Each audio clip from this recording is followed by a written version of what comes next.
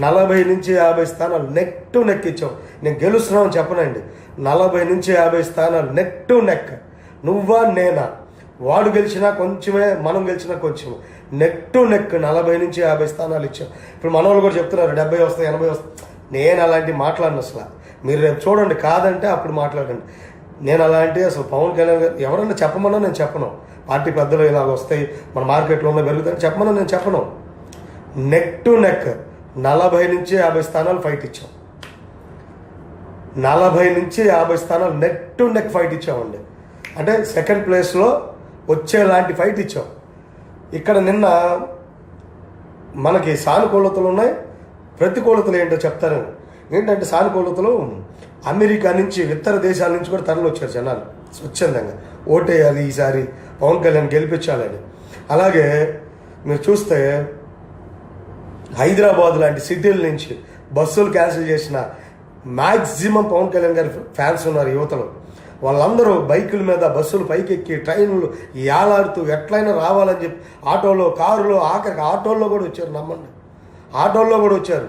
7 seater ఆటోలో ఈ మాట్లాడుకుని 10 మంది 15 మంది కుక్కి చిన్నగా బయలుదేరి మధ్యాహ్నానికని రాకపోతామా అని ఎర్లీ మార్నింగ్ కూడా బయలుదేరి వచ్చారు.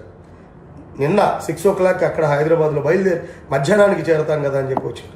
అంతమంది స్వచ్ఛందంగా పవన్ కళ్యాణ్ గారి కోసం వచ్చారు. ఇక చూస్తే ఇక్కడున్న లోకల్లో ఓటర్స్ అందరూ ఎర్లీ మార్నింగ్ వెళ్ళిపోయారు. యువత వాళ్ళందరూ ఉత్సాహంగా ఉన్నారు.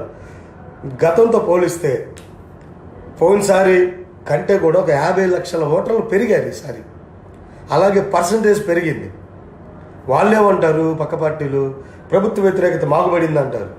వాళ్ళేమో ఎక్కువ పర్సంటేజ్ పెరిగింది కాబట్టి మాకే వేశారు, ప్రజల్లో మేము చేసిన పసుపు కుంకుమ మంచిగా ఉంది కాబట్టి మాకే వేశారని వాళ్ళు అంటారు. ఈ సొల్లు మాటలు మనం పక్కన పెట్టేస్తే యువతలో చైతన్యం వచ్చింది. యువత అందరూ ఉత్సాహంగా ఫస్ట్ టైం పవన్ కళ్యాణ్ గారు వచ్చారు. డబ్బు పంచిన రాజకీయాలు, నిజాయితీగా ఉండే రాజకీయాలు చేయడానికి వచ్చారు.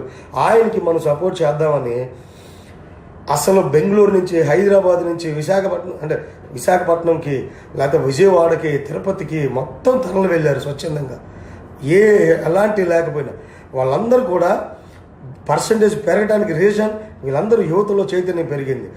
ఓటర్లు కూడా గతంలో ఓట్లు లేవు, కానీ ఈసారి ఎట్టి పరిస్థితుల్లో మాకు ఓటు రావాలని, అంటే గతంలో కూడా 19-18 ఏళ్ళు దాటిన వాళ్ళే, వాళ్ళకి ఓట్లు లేవు. లాస్ట్ టైం నెగ్లెక్ట్ చేశారు, ఈసారి చేయలే. వాళ్ళందరూ పవన్ కళ్యాణ్ గారి ఫ్యాన్స్, వాళ్ళందరూ లేదా పవన్ కళ్యాణ్ గారి భావజాలం నచ్చి వచ్చిన వాళ్ళు, వాళ్ళందరూ ఓట్లు వేద్దామని ఎర్లీ మార్నింగ్ వెళ్ళిపోయారు.